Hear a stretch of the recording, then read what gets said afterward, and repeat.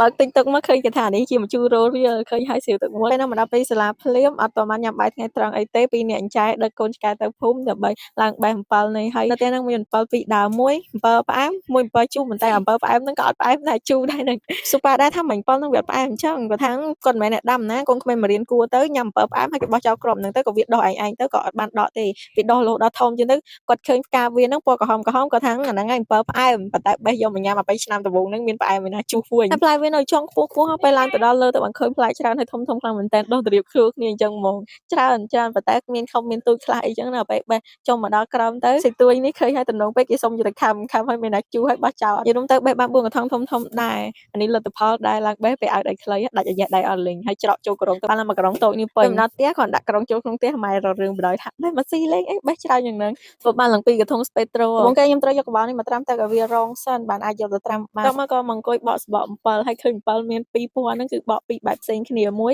ស្រស់ទឹកក្តៅហើយបានបកមួយទៀតបកដល់អត់ស្រស់ទឹកក្តៅជាងពណ៌វានៅស្រស់នៅបៃតងតែរសជាតិវាក៏ខុសគ្នាដែរបកដោយស្រស់ទឹកក្តៅទៅត្រាំទៅវាពណ៌រាងខ្មៅហើយវាកាត់ជូរអស់លេងតែម្ដងតែពេលយើងបកដោយដៃធម្មតាពេលដែលត្រាំទឹកកបោហើយក៏នៅមានរសជាតិជូរដែរត្រាំទុកចោលមួយយប់ទៅស្អែកឡើងបានយកទៅហាលថ្ងៃហាលហើយគាត់ដាក់ចូលនៅក្នុងកន្ទោហើយរោយស្ករសហើយអំបិលបន្តិចទៅយើងអាចញ៉ាំបានហើយស្រួលមែនតើអរគុណទាំងអស់គ្នាសម្រាប់ការទស្សនាជួបខ្ញុំនៅវីដេអូក្រោយទៀត